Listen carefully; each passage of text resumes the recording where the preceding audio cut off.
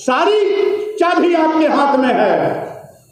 आप चढ़ावा देना बंद कर दोगे, इनकी तोम पचक जाएगी, सारी मोटापा खत्म हो जाएगी, सारी चर्बी गायब हो जाएगी। माननीय मोदी जी, ये लोकतंत्र है। लोकतंत्र का कत्लेआम कर, भारतीय संविधान की धज्जियां उड़ाकर आप सत्ता में ज्यादा दिन तक नहीं रह सकते। माननीय प्रधानमंत्री जी, केवल वोट लेने के लिए आप पिछड़े हैं या काम करने के लिए भी पिछड़े हैं? वोट देने के लिए तो पिछड़े बन जाते हैं, लेकिन जब लिटरल एंट्री के नाम पर 340 आईएएस बनते हैं, तो 340 आईएएस में एक भी शेड्यूल कास्ट, एक भी शेड्यूल ट्राइब्स, एक भी बैकवर्ड क्लास का व्यक्ति नहीं है। हम कैसे मान रहे आप पिछड़ी जात के हैं?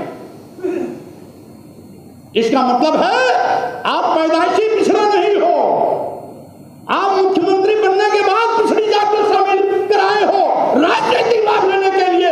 इसीलिए आपने पिछड़ों को 340 आईएएस में कोई स्थान नहीं दिया। एक भी दलित नहीं, एक भी आदिवासी नहीं, एक भी पिछड़ा नहीं। आपका तो असली चेहरा अब जनता के सामने आ रहा। यही नहीं, आप अगर पिछड़े होते तो आरक्षण पर हमला नहीं होता। अनुसूचित जात, अनुसूचित जनजात, पिछड़ों का आरक्षण ये लगभग 49% है।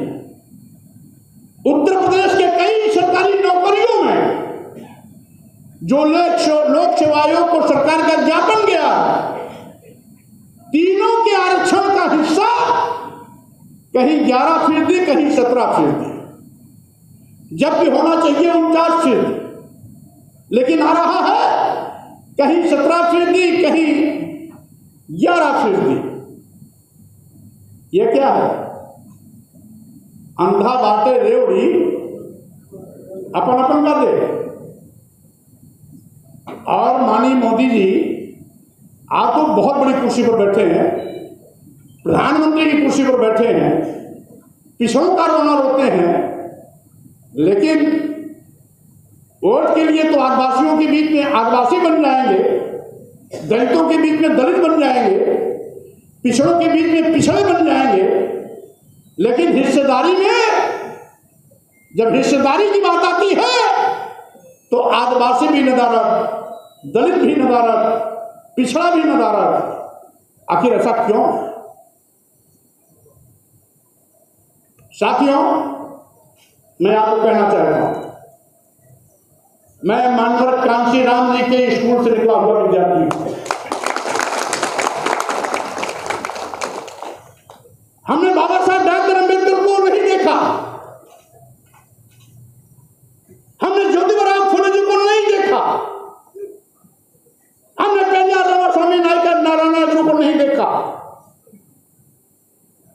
हमने सावित्रीबाई फुले जी को नहीं देखा, हमने छत्रपति शिवाजी महाराज को नहीं देखा, लेकिन मानवर कांशीराम जी के साथ काम करने का मौका मिला है।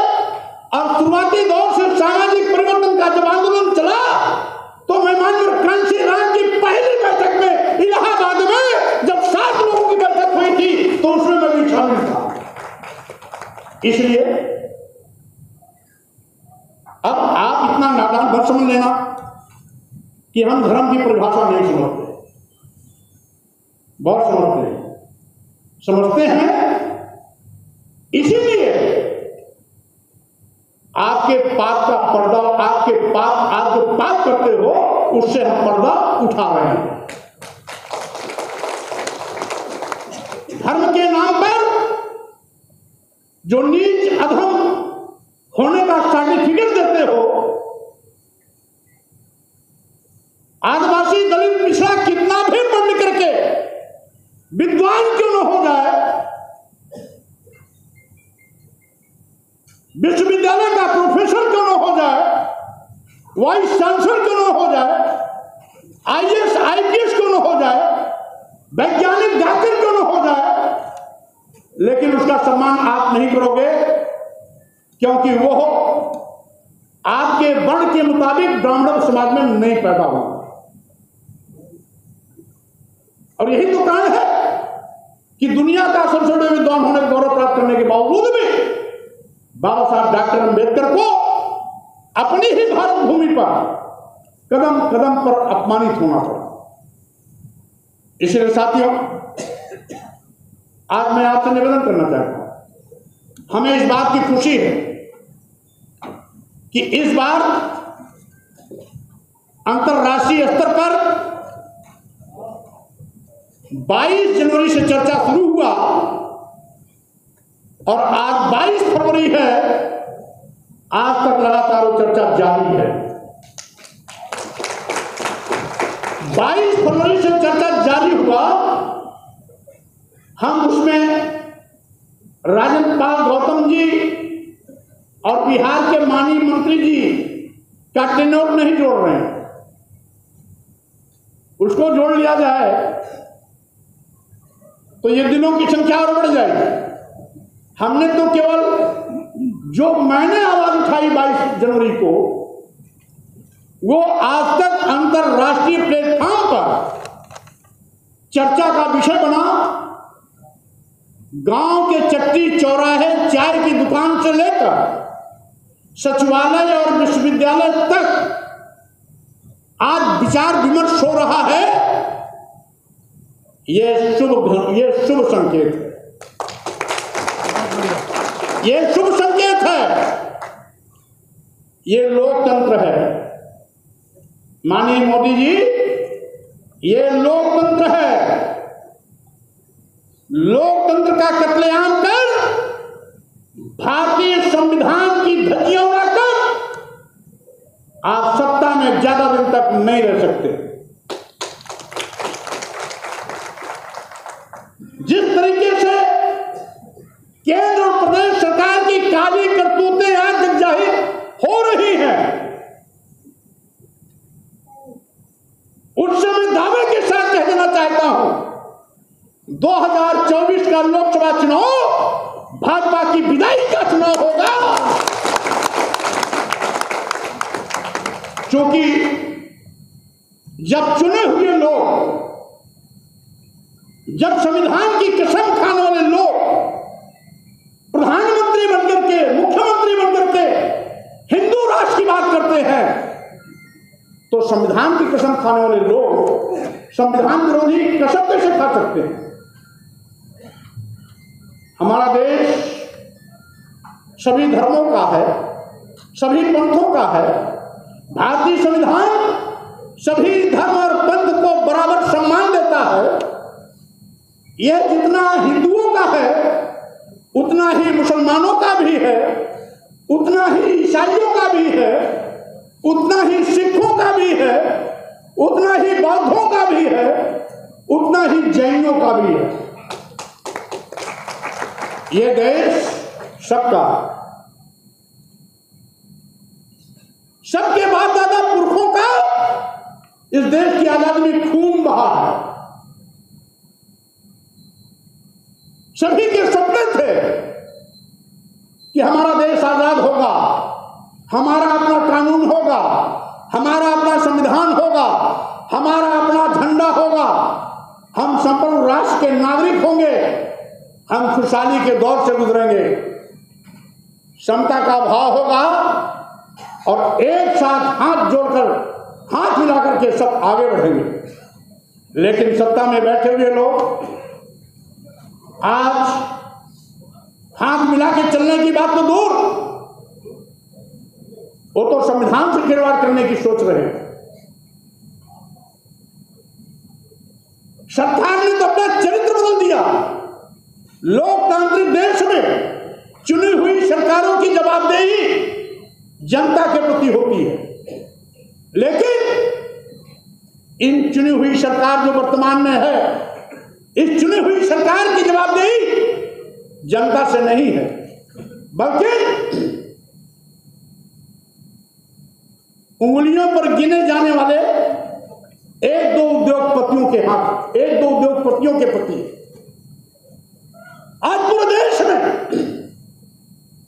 नौजवान बेरोजगारी की त्रासदी झेल रहा है। सरकारी नौकरियां गायब होती जा रही हैं।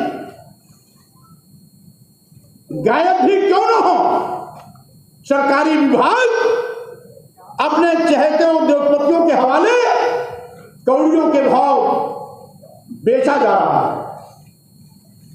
देश के सारे बंदरगाह बेच दिए गए, एयरपोर्ट बेच दिया गया, एयर इंडिया बेच दिया गया, रेलवे स्टेशन बेच दिए गए, कई दर्जन ट्रेनें बेच दी गई, LIC बेच दिया गया, यहां तक कि बैंक भी इन पर मेहरबान है। अभी भारतीय जनता पार्टी पार्लियामेंट में जवाब नहीं दे पाई, आंख दिखा करके विपक्ष की आवाज को दबाने की कोशिश कर रही थी। लेकिन माननीय मोदी जी, अब तो देश की जनता जो गंवई गांव का, चट्टी चौराहे का, चाय की दुकान का, वो भी चर्चा कर रहा है कि पहले ट्रेड यूनियन लीडर, छात्र संघ के विश्वविद्यालय के छात्र नेतागण मांग करते थे कि निजी क्षेत्रों का राष्ट्रीयकरण हो। आजादी के बाद आप अमृत महोत्सव मना रहे हो और इस अमृत महोत्सव में देश को कुछ देने के बजाय देश की राष्ट्रीय संपत्तियों को, राष्ट्रीयकृत संपत्तियों को निजी हाथों में देने का पाप कर रहे हैं। आज नौजवान ठगा महसूस कर रहा है। अगर सरकारी विभाग कभी आपने बेचने की शुरुआत किया, जो आपकी पॉलिसी है, सारे सरकारी विभाग बारी बारी से उद्योगपतियों को रेवड़ी की तरह आप बांट दोगे, तो आगे आने वाले समय में भी हमारे देश की बेटियां और बेटे सरकारी नौकरी कहां पाएंगे, जब सरकारी विभाग ही उद्योगपतियों के हवाले हो जाएंगे तो सरकारी नौकरियों के लाले पड़ जाएंगे। महंगाई से किसान, गरीब, मजदूर, महिलाओं की कमर टूट गई है। विकास काम ठप हैं। GST लघु एवं मध्यम व्यापारियों के लूट और शोषण का माध्यम बन गया। आज सरकारी प्रतिष्ठान बेचे जा रहे हैं।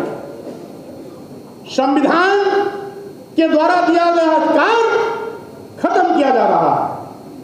आरक्षण का गला घोटा जा रहा है। और इसीलिए मैंने ठान लिया है कि हमने अगर कदम बढ़ाया है 97% लोगों के सम्मान और स्वाभिमान का, तो यह कदम न रुकने वाला है, न पीछे हटने वाला है, आगे बढ़ता रहेगा। जब तक 97% लोगों के सम्मान और स्वाभिमान का परचम नहीं लहरा दिया जाएगा, तब तक ये अभियान चलता रहेगा, चलता रहेगा, चलता रहेगा। यहां मैं ये भी कहना चाहूंगा, इस बार बुद्धिजीवी वर्ग भी भले ही अपने नकारात्मकता के साथ मैदान में उतरा, लेकिन बहस में वो भी सहभागीदार बना। लेकिन ये भी हमें खुशी है कि लड़ाई एक तरफ 3% वाले लोग जो धर्म के नाम पर गाली देते रहे, धर्म के नाम पर नीच कहते रहे, धर्म के नाम पर अधम कहते रहे, धर्म के नाम पर महिलाओं और सूद समाज को अपमानित प्रताड़ित करते रहे, और धर्म के नाम पर एक वर्ग विशेष को सम्मान न देने की बात करते रहे, एक और वो 3%।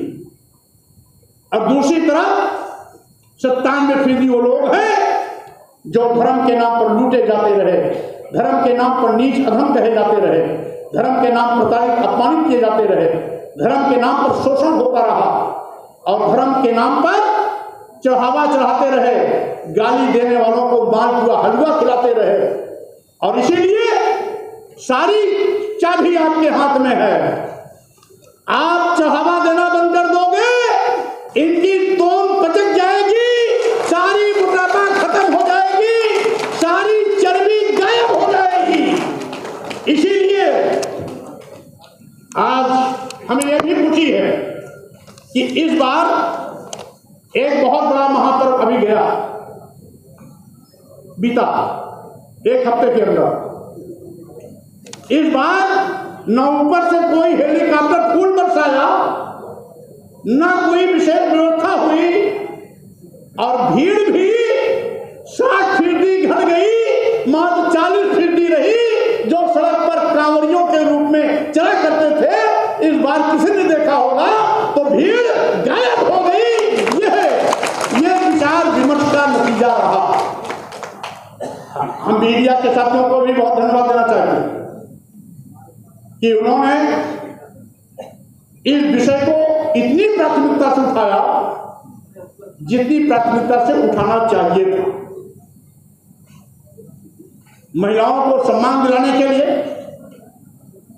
और इस देश को, देश के वंचितों को नीच, अधम, अपमानित, प्रताड़ित किए जाने से बचाने के लिए उन्होंने इस मुद्दे को बड़ी बड़ीता के साथ उठाया, प्राथमिकता के साथ उठाया। इसलिए मैं उनको भी धन्यवाद देता हूं। अभी 4 दिन पहले मैं महाराष्ट्र के कार्यक्रम में गया, क्योंकि इधर हाउस भी चल रहा है, कार्यक्रम तो बहुत देशों प्रदेशों के मांगे जा रहे हैं, मैं नहीं दे पा रहा हूं। अब चूंकि विनोद मिलिंद जी ये मानवर कांचीराम साहब के सहयोगियों में से रहे हैं, शुरुआती दौर से हमने इनको देखा है, इसलिए इनके सम्मान में मैं इतना नहीं कर पाया। जबकि आज बजट प्रस्तुत होना था, मुझे हाउस में रहना चाहिए था, लेकिन मिलिंद जी की बात को मैं काट नहीं पाया, इसलिए आपके बीच में दौड़ा चला आया।